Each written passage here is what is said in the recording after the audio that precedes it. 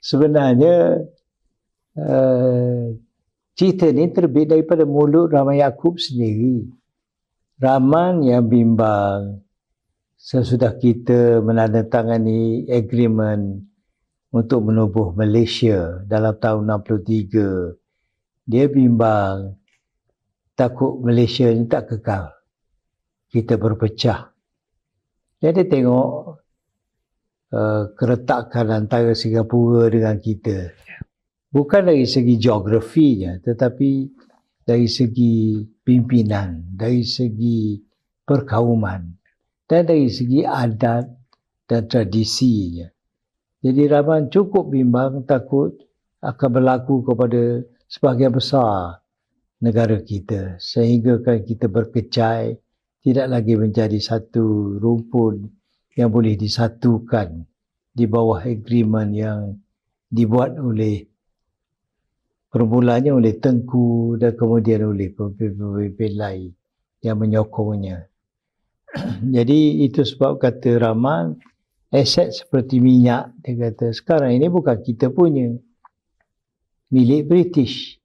Bila kita merdeka dulu, walaupun rundingan tu meliputi seluruh alam Malaysia, Malaya, tetapi minyak tidak termasuk dalam perkara-perkara yang dirunding supaya dapat dimiliki oleh kita.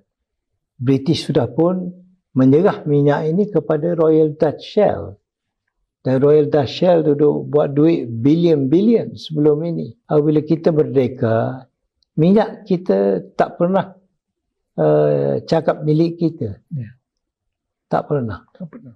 Jadi itu milik British. Jadi oleh kerana itu Rahman kata baik kita cari jalan supaya kita boleh memiliki aset yang penting ini.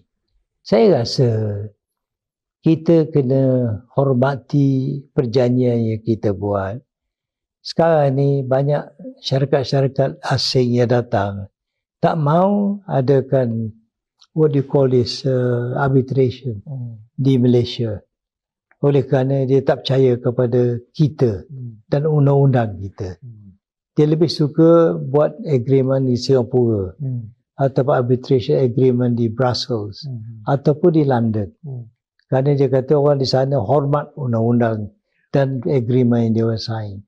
Jadi sampai ke begitu, kalau kita sesama kita, kerajaan pusat, kerajaan negeri, ini bukan satu negeri, semua negeri menandatangani secara terbuka sesudah kita gali undang-undang semua, masih dipertikaikan lagi. Ke mana kita nak pergi? Nak pergi suruh antara bangsa datang campur tangan dalam soal kita?